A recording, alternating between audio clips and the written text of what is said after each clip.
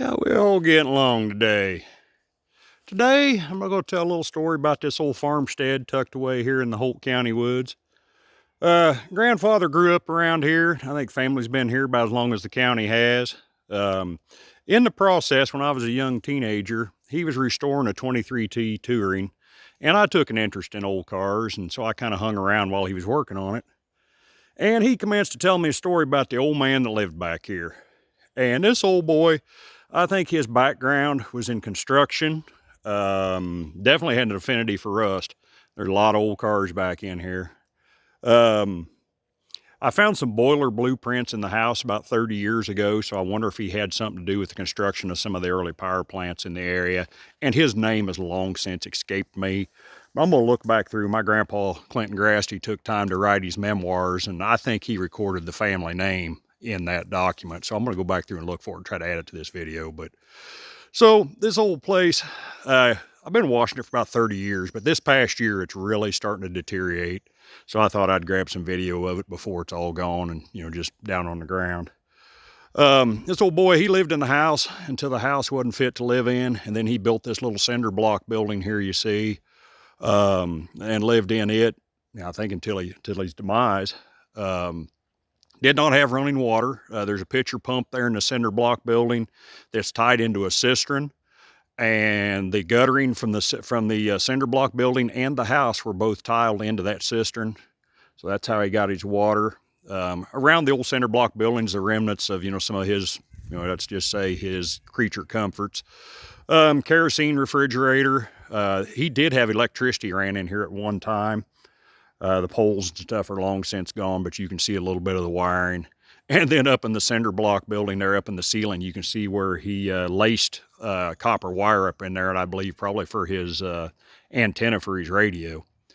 But story goes, this old boy had a large amount of old trucks, construction equipment. There was quite a few Model Ts. I think there was a Diamond T. Just a lot of vehicles in here. And come time for the war, they were doing scrap drives and going around to collect scrap, and some of them just claiming the scrap, for the war effort. You didn't have much of a choice. Well, they come to get this old boy's cars, and he disagreed. That stuff was very valuable to him, and they made an agreement with him that if he could get them running, he could keep them.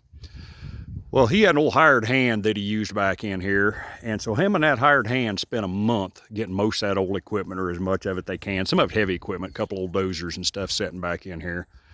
But he spent about a month trying to get all that running. So when it came time to come in and check on him and see about hauling off the scrap for the war effort, they fired up all them old trucks, and my grandpa said the smoke in this valley was so thick you couldn't see to the other side. I just kind of thought that was a humorous story that, he's bound determined to keep his junk, kind of like I am. So I'm going to give you a little tour of the house. I apologize for the crappy videography here. I'm not very good at it, but I think it's worth noting and, getting this stuff down before this is all gone. I'm going to shut her down for a second and walk on up. See you in a second. So the old cinder block building don't look like much, but I think he called her home and looked like, heck, I could live back in here. Everybody leave you alone, kind of just wander around with the little animals. Kind of a neat little building. You can see some of the old appliances and stuff laying around. He had a kerosene refrigerator. And on over there, I guess it's behind that car, there's remnants of an old fuel oil stove. Oh no, there it is, leaned up against the car. A couple old Chevys sitting here with the old suicide doors on them. So we're gonna walk on the inside. Inside, he did have electricity ran into this at one time. You can see the wires, what he'd used to pull the electricity in. Looks like he heated with that old fuel oil stove, I would guess. Didn't have running water, but he did have a pitcher pump, and that is plumbed into a cistern behind the building, dug into the ground back here. And the guttering from the house is tiled into that, and the guttering off of this was tiled into it, and I assume that supplied his water. He liked his view. He had quite a few windows, and this front wall, which has since collapsed, had several large windows in it too. So he had a dang nice view of this little valley in here. I kind of liked his bracketry for hanging these shelves and stuff. Old floorboard running board brackets off some old vehicles. Made his furniture out of. I always thought that was kind of neat. And you can tell that shelf's been there a day or two. All right, I'm gonna wander on up to the house. So the old house comprised of 2 rooms downstairs and 1 large room upstairs. I'm assuming the kitchen was over there on the left. You can see the insulators up here to your left where he just had some post and knob, tube and knob wiring pulled in there. I never quite understood this access here. He put a lot of effort into it, you know, like it would be for a cellar. But it just turns out it's just a crawl space under there, I guess, unless it's really filled in over the years. It never could have been very deep. And there's a hand-dug root cellar back into the bluff on the other side I'll show you a little video of. A lot of this, the floors, the floor joists are logs. The upper floor joists and the rafters are hand-hewn lumber.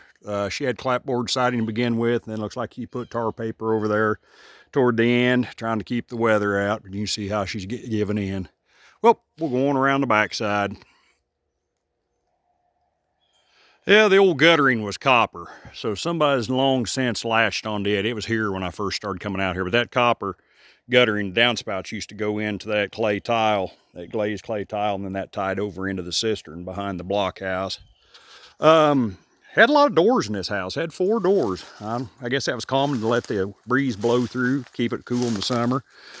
She's tucked away in this valley back here, so she didn't get no north wind or anything, and that's probably why it's still standing to this day.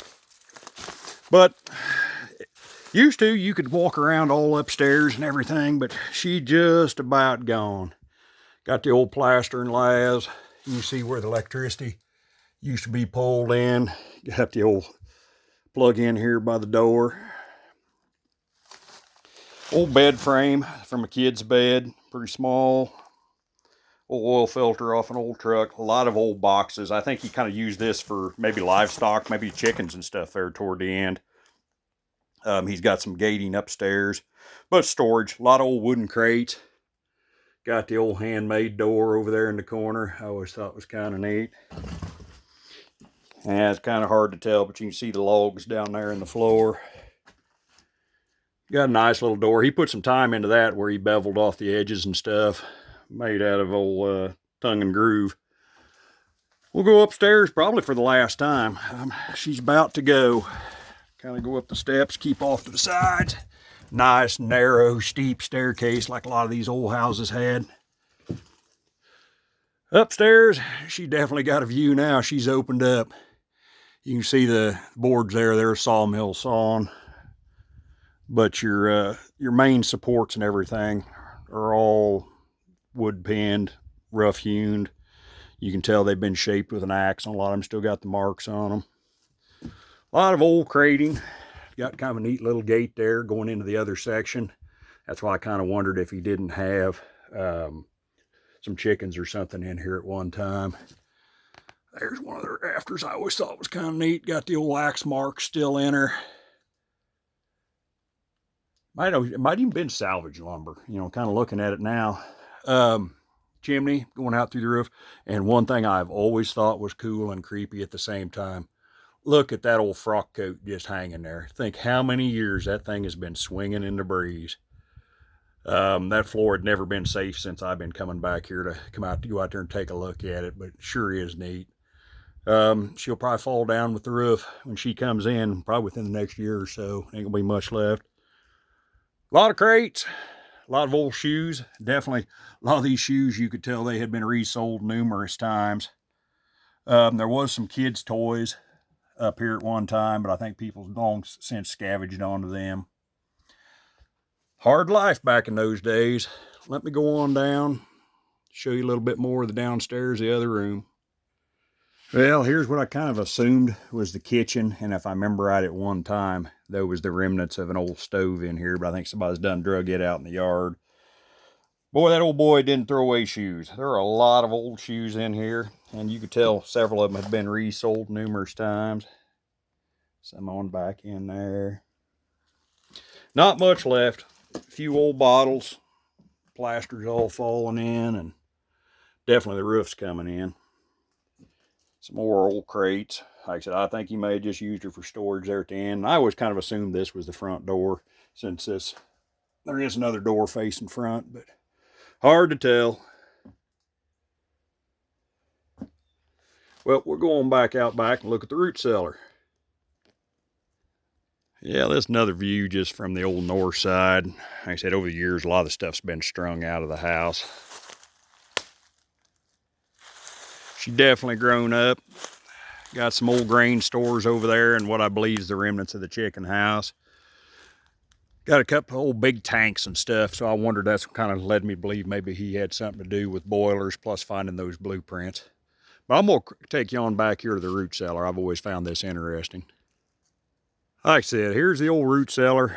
When I first started coming back here, it had a little timbered roof over it, and it was collapsed in, but you could have crawled back in it, and I kind of wished I would have just to see what was in there. But I don't care for snakes too much, and every time I'd been back here was during the summer, and that'd been a nice cool spot for them to lay. And I just thought it was neat. It didn't look like it had any shoring at all. All this soil, blew in here during the younger dryas and formed these bluffs. It's kind of neat. She'll stand, as long as you keep vegetation on top of it, she'll stand a straight wall for many years. Another old tank out there in the timber. Just kind of everything just scattered. Well, I'm gonna end this video. I hope y'all found it at least interesting. Like, subscribe, give me a thumbs up.